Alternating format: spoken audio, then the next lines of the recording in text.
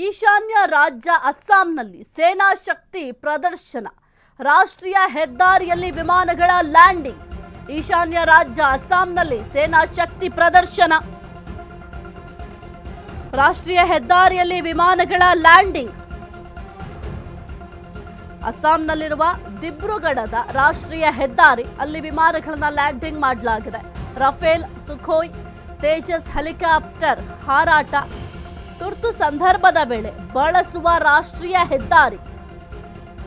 China ಗಡಿಗೆ 100 kilometre ದೂರದಲ್ಲಿರುವ ದಿಬ್ರುಗಢ ಈಶಾನ್ಯ ರಾಜ್ಯ ಅಸ್ಸಾಂನಲ್ಲಿ ಸೇನಾ ಶಕ್ತಿ ಪ್ರದರ್ಶನವನ್ನ ಮಾಡಲಾಗಿದೆ. ನೀವು ಕೂಡ ಗಮನಿಸ್ತಾ ಇದ್ದೀರಿ ಯಾವ ರೀತಿ ಶಕ್ತಿ ಪ್ರದರ್ಶನ ಮಾಡಿದ್ದಾರೆ ಅಂತ. ರಾಷ್ಟ್ರೀಯ ಹೆದ್ದಾರಿಯಲ್ಲಿ ವಿಮಾನಗಳ ಲ್ಯಾಂಡಿಂಗ್ ಅನ್ನ ಮಾಡಲಾಗಿದೆ. ಅಸ್ಸಾಂನಲ್ಲಿರುವ ದಿಬ್ರುಗಢದ ರಾಷ್ಟ್ರೀಯ ಹೆದ್ದಾರಿ ರಫೇಲ್ ಆಗಿರಬಹುದು ಅಥವಾ ಸುಖೋಯ್ ಆಗಿರಬಹುದು, ತೇಜಸ್ ಹೆಲಿಕಾಪ್ಟರ್ಗಳು ಹಾರಾಟವನ್ನು ನಡೆಸಿದೆ. ಆ ಒಂದು ಹಾರಾಟದ ದೃಶ್ಯಾವಳಿಗಳನ್ನ ಗಮನಿಸ್ತಾ ಇದ್ದೀರಾ. ಸದ್ಯಕ್ಕೆ ಈಶಾನ್ಯ ರಾಜ್ಯ ಅಸ್ಸಾಂನಲ್ಲಿ ಒಂದು ಸೇನಾ ಶಕ್ತಿ ಪ್ರದರ್ಶನವನ್ನು ಮಾಡಲಾಗಿದೆ. ತುರ್ತು ಸಂದರ್ಭದಲ್ಲಿ ಒಂದು ರಾಷ್ಟ್ರೀಯ ಹೆದ್ದಾರಿಯನ್ನು ಯೂಸ್ ಮಾಡಲಾಗುತ್ತೆ. ಚೀನಾ ಗಡಿಗೆ 100 ಕಿಲೋಮೀಟರ್ ದೂರದಲ್ಲಿದೆ. ಇನ್ನು ವೈಮಾನಿಕ ಪ್ರದರ್ಶನದಲ್ಲಿ ನರೇಂದ್ರ ಮೋದಿ ಅವರು ಕೂಡ ಭಾಗಿಯಾಗಿದ್ದಾರೆ. And now from the horizon on your right emerges a bird of steel, a symbol of strength and reliability. Indian Air Force's stalwart, the AN-32 aircraft, call sign Balram, flown by Group Captain Dagar with Wing Commander Rakshit. AN-32 विमान भारतीय वायुसेना का work horse यानी सबसे भरोसेमंद विमान माना जाता है. उत्तर पूर्वी क्षेत्रों में तैनात सुरक्षा बलों को हवाई मदद देता है. Look at the precision. The pilot is aligning a massive transport aircraft.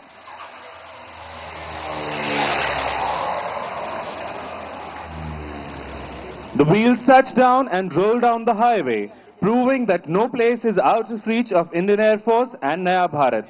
The reinforcements and support can reach anywhere in the shortest possible time. And now turn your eyes to the skies as the fighters run in from your right. Coming in hot, approaching the Muran Emergency Landing Facility are the mighty Su-30 MKI.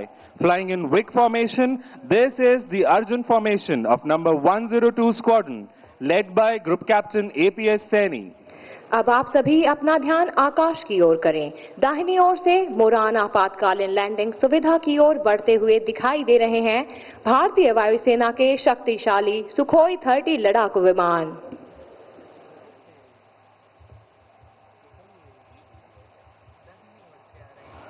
In a short while, the Wick formation will emerge tearing through the clouds. Ladies and gentlemen, be on the lookout for the mighty Su-30 MKI.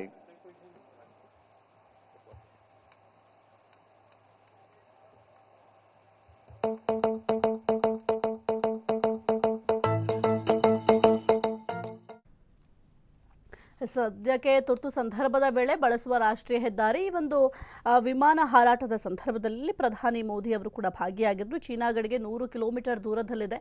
ವೈಮಾನಿಕ ಪ್ರದರ್ಶನದಲ್ಲಿ ನರೇಂದ್ರ ಮೋದಿ ಅವರು ಕೂಡ ಭಾಗಿಯಾಗಿದ್ದರು. ಒಂದು ವಿಮಾನ ಹಾರಾಟವನ್ನು ಕೂಡ ವೀಕ್ಷಣೆ ಮಾಡ್ತಾ ಇದ್ದಾರೆ. ಅದನ್ನು ಕೂಡ ನೀವು ಗಮನಿಸ್ತಾ ಇದ್ದೀರಾ. ಸದ್ಯಕ್ಕೆ ಈಶಾನ್ಯ ರಾಜ್ಯ ಅಸ್ಸಾಂನಲ್ಲಿ ಸೇನಾ ಶಕ್ತಿಯನ್ನ ಈಗ ಪ್ರದರ್ಶನ ಮಾಡಿದೆ. ತನ್ನ ಸೇನಾ ಶಕ್ತಿ ಯಾವ ರೀತಿ ಇದೆ ಅಂತ ಅದನ್ನು ಪ್ರದರ್ಶನ ಮಾಡಿದೆ.